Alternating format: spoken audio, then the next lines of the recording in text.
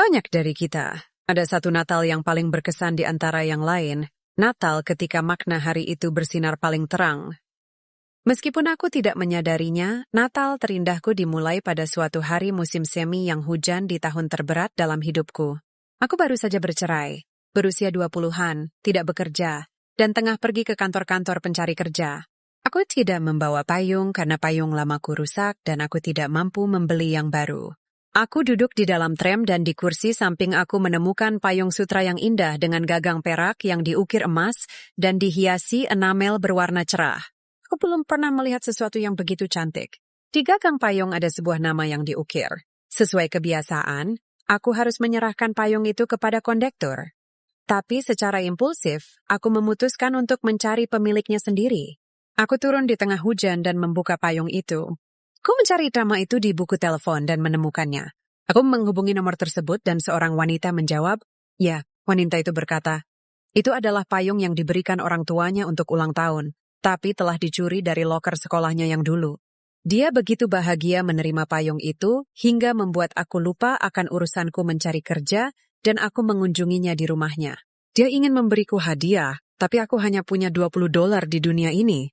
Namun kebahagiaannya mengambil kembali payung itu sangat besar sehingga aku menolak menerima uang. Kami bicara cukup lama dan mungkin aku memberikannya alamatku. 6 bulan berikutnya sangat buruk.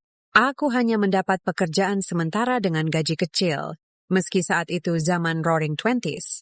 Tapi aku menyisihkan sedikit demi sedikit uang untuk membeli hadiah Natal bagi anak perempuanku Peggy. Pekerjaanku yang terakhir selesai sehari sebelum Natal, dan aku hanya punya $15 yang harus aku gunakan untuk makanan dan sewa rumah. Saat berjalan malam itu di tengah cuaca buruk menuju rumah, aku merasa putus asa. Aku telah berdoa berkelanjutan selama berminggu-minggu tanpa jawaban, merasa Tuhan dan manusia telah melupakan aku. Ketika aku melihat kotak suratku, ada 2 amplop putih di antara tumpukan tagihan. Setelah membuka, aku menerima cek bonus Natal dan surat tawaran pekerjaan tetap yang akan dimulai setelah Natal. Juga datang paket-paket besar hadiah dari guru payung, doll besar, sarung tangan, permen dan tas kulit cantik. Kami makan malam termanis itu dengan penuh sukacita. Saat lonceng gereja berbunyi dan orang-orang pergi ke gereja merayakan kelahiran Juru Selamat, aku merasa tidak sendirian.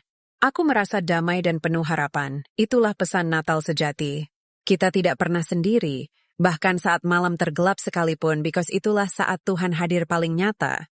Mari berdoa dan beriman supaya Natal ini Tuhan beri hadiah untuk keluarga kita. Dalam nama Tuhan Yesus.